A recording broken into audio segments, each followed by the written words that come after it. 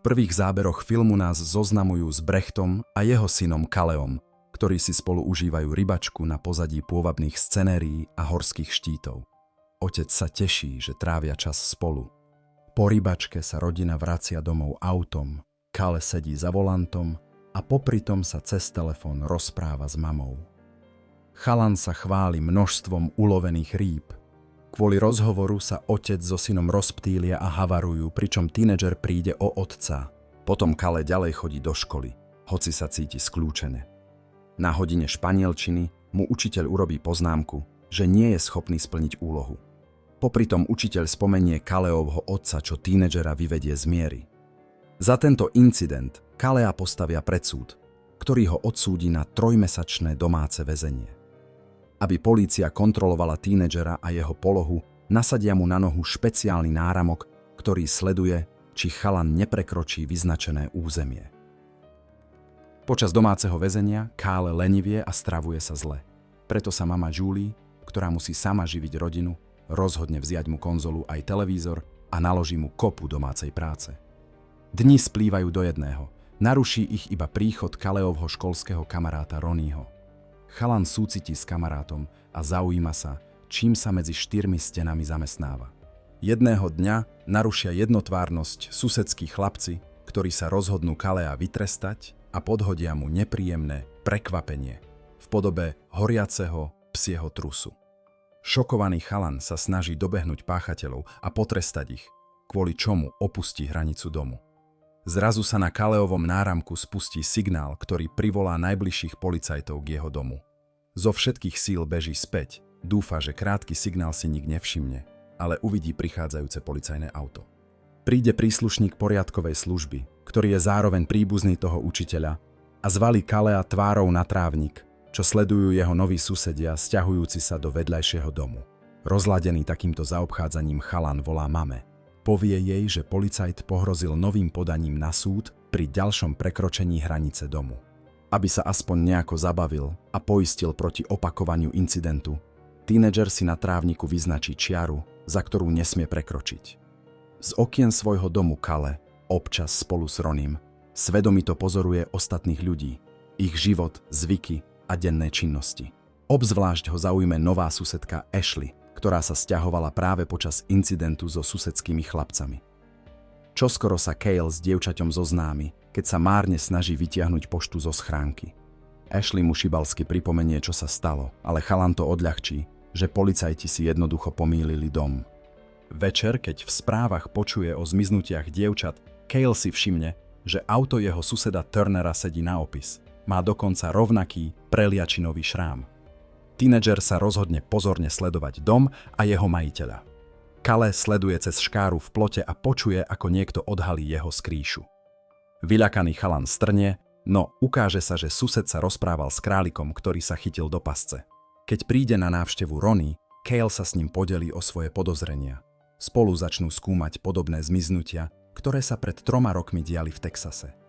Chlapci sa však rýchlo rozptýlia, aby pozorovali Ashley, ako pláva v bazéne. Počas sledovania Ronnie nechtiac pustí ďalekohľad a dievča si ich všimne. Vyľakaní špioni začujú klopanie na dvere. Chalani sa snažia ukryť dôkazy a zbehnú dolu. Za dverami je Ashley. Ronnie a Cale sú v šoku. Snažia sa narýchlo niečo vymyslieť na ospravedlnenie, ale dievča povie, že sa len zastavila na návštevu. Keď vyjde hore do Kaleovej izby, dievča sa opýta, na čo mu bol potrebný ďalekohľad. Cale sa zháči, no na pomoc mu príde Ronnie a kostrbato jej rozpovie podozrenia ohľadom Turnera. Dievča sa rozhodne zapojiť do ich vyšetrovania. Všimne si, že onen preliačinový šrám na aute zmizol. Po hrách na Nintende a špehovaní suseda Ronnie zaspí a medzi Kaleom a jeho susedkou sa rozbehne príjemný dialog. Rozhovor preruší Turnerov návrat domov s mladým dievčaťom. Pozorujú tú dvojicu a rozhodnú sa všetko nahrávať na kameru. Zrazu uvidia, ako sa Turner s nožom pomaly približuje k tancujúcej dievčine. Vyľakaní tínedžeri nevedia, čo robiť, ale ukáže sa, že Turner chcel dievčaťu len odrezať nitku na šatách. Mama volá Ashley a pýta sa, kedy sa vráti domov. Dievča zalže, že sa zastavila v knihkupectve a chystá sa odísť, a Kale ju odprevádza. Pri plote sa dvojica takmer poboská, ale dievča sa v poslednej chvíli s úsmevom vyšmykne. Po návrate domov Ashley zatiahne závesy a Calea tým pripraví o možnosť ďalej ju sledovať. Nečakane z okna tínedžer začuje zvláštne zvuky. Cale rýchlo vykukne a zbadá Turnerovú návštevníčku, ako sa snaží dostať z domu. Sledovanie preruší výpadok svetla. Cale sa snaží rozoznať detaily, no všimne si ho sám majiteľ. Po telefóne o tom zmetene porozpráva Ronnimu. Počas hovoru si Cale všimne, že Turnerova návštevníčka odchádza na svojom aute. Ráno si chalan bezstarostne pripravuje raňajky, keď si odrazu všimne v kuchyni pána Turnera. Cale chytí nôž a je pripravený brániť sa, ale vojde jeho mama a vysvetlí, že muž jej pomohol odtiahnuť auto po tom, čo jej splasla pneumatika. Cale sa s Turnerom rozpráva veľmi agresívne. Keď mama súhlasí s jeho ponukou zájsť do kina, syn vybuchne od zlosti. Cez deň Cale rozpovie toto podozrivé zoznámenie Ashley, vymenuje jej všetky svoje dôkazy, ale dievča ho neberie vážne. Pozve Calea na párty do svojho domu, no ten odmietne a veľmi žiarli, že si dievča tak rýchlo našlo nových známych. Večer chalan sleduje rozbehnutú párty. Keď si všimne, že sa Ashley objíma s iným chalanom, nahnevá sa a rozhodne sa konať.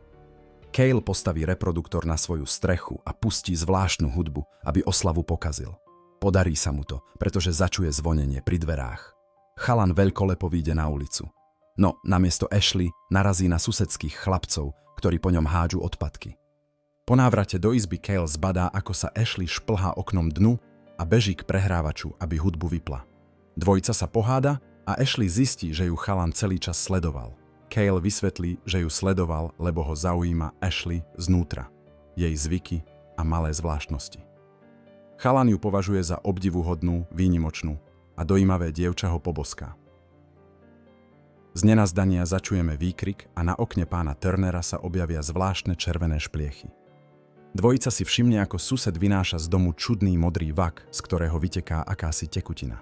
Na ďalší deň sa rozhodnú zistiť, čo je vo vreci. Kým Ashley sleduje Turnera v obchode, Ronnie pod Caleovým vedením skúša vniknúť do auta, aby našiel ovládač od garáže. Dievča stratí suseda z dohľadu. Keď sa to Ronnie dozvie, snaží sa ujsť od auta bez toho, aby nadiktoval kód od garáže, ale Cale ho požiada, aby sa zastavil. Ashley chalanom povie, nech si pohnú, no nečakane sa priamo pred jej autom objaví sám pán Turner.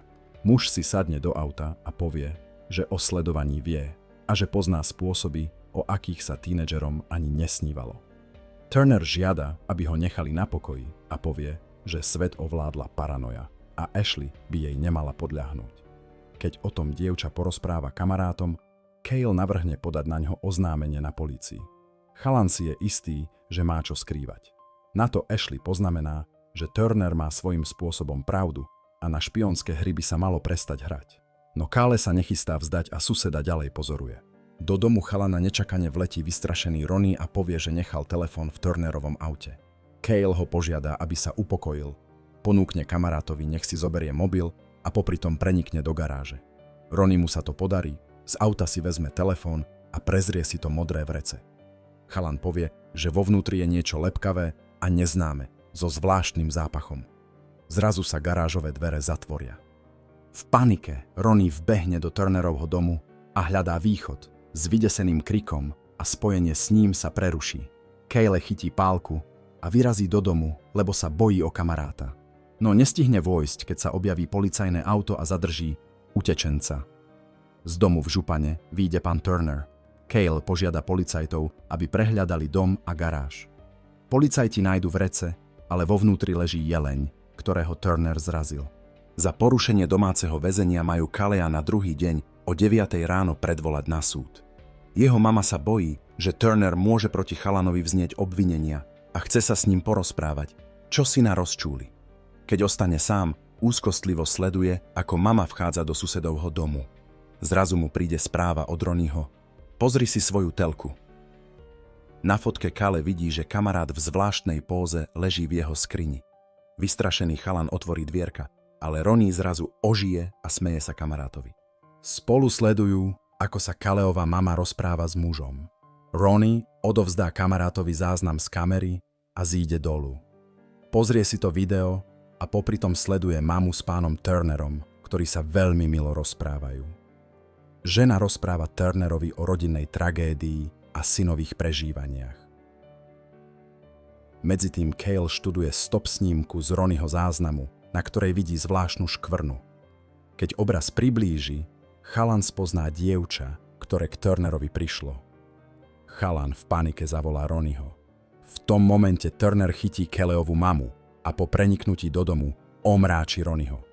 Cal sa snaží zavolať políciu, ale v odraze televízora uvidí svojho suseda s pálkou. Medzi nimi dôjde k bitke. Chalan pochopí, že musí opustiť územie domu, aby privolal hliadku, rozbehne sa k trávniku, no Turner ho zrazí k zemi a omráči. Sused mu páskou zviaže ruky aj nohy a odtiahne ho späť do domu. Turner vymyslí plán, ako obviniť chalana z vraždy mamy a Ronnieho.